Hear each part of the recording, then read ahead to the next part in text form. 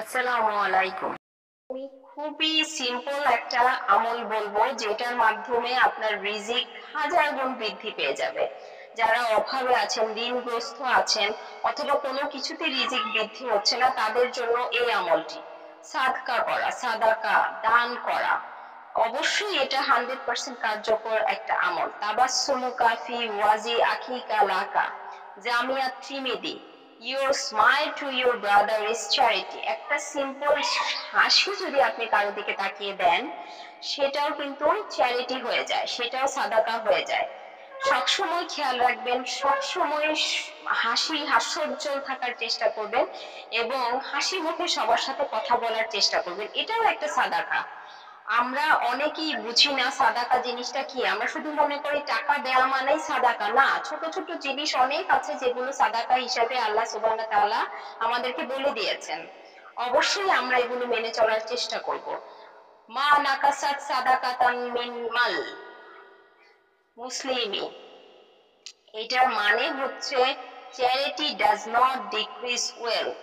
That means আপনি যত দান করবেন আপনার টাকা 100 গুণ বেড়ে যাবে, কমে যাবে না। আমরা অনেকেই ভাবি যে আমার কাছে 100 টাকা আছে, এটা যদি দিয়ে দিই তাহলে কিভাবে চলবো, কি হবে, সেটা আল্লাহর উপর আপনি ছেড়ে দিন। এবং আপনি দেখবেন যে আজকে আপনি দান করেছেন, কালকে আপনার ঠিকই টাকা কিভাবে না ব্যবস্থা হবে সেটা কিন্তু আল্লাহ সুবহানাহু ওয়া তাআলা করবেন। সো এই বিশ্বাস আপনার থাকতে হবে যে আমি দান করলে আমার টাকা আরো বাড়বে, কমবে না। এবং শুধুমাত্র টাকা দিয়ে সাদাকা করতে হবে এমন কিন্তু না। আমি আগেই বলেছি একটা ছোট্ট হাসিও সাদাকা হিসেবে আপনার কাউন্ট করা হয়। এই ব্যাপারটা অবশ্যই আপনারা মাথায় রাখবেন। যাদের টাকা পয়সা কম তারা শুধু হাসি অথবা একটা ছোট্ট সালাম, আসসালামু আলাইকুম যদি আপনি কাউকে দেন, সেটাও সাদাকা হিসেবে কিন্তু কাউন্ট করা হয়। আমরা অনেকেই এই ব্যাপারগুলো জানি না এবং এই আমলগুলো করলে যে রিজিক বৃদ্ধি পায় সেটা তো অবশ্যই জানি না। আপনি যদি অসুস্থ মানুষকে দেখতে যান, সেটাও কিন্তু সাদাকা হিসেবে কাউন্ট হয়। অবশ্যই এগুলো আমরা মাথায় রাখার চেষ্টা করব। Treat your illness by giving সাদাকা, Bukhari. The Prophet said, enjoying all that is good is a sadaqah. Wa kullu ma'rufin sadaqah. Sahih Bukhari. Sadaqah wipes out sins like water extinguishes fire. Prophet Muhammad.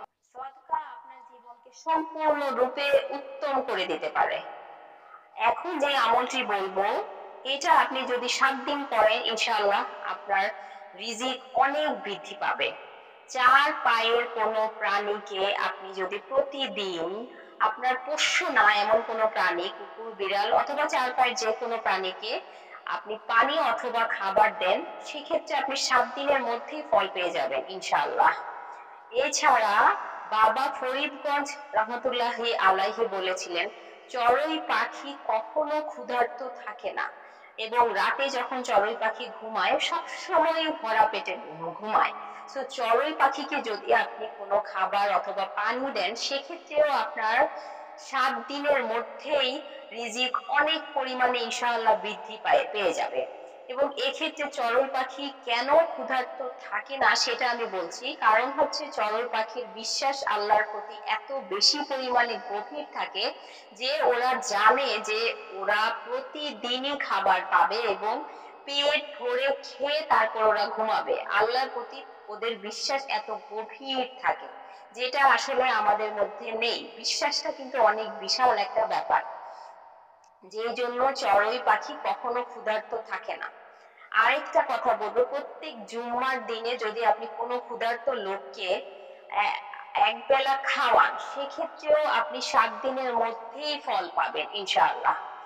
তো এই 3টা আমলের যে কোনো একটা আমল যদি আপনি করেন সদকা হিসেবে, তাহলে কিন্তু আপনি খুব পরীক্ষিত ভাবে আপনি অবশ্যই দেখতে পাবেন আপনার রিজিক কি পরিমাণে বৃদ্ধি পাচ্ছে। পাহাড় সমান রিজিক আপনার হয়ে যাবে ইনশাআল্লাহ। যদি আপনি আমাদের চ্যানেল পছন্দ করে থাকেন, সাবস্ক্রাইব করুন।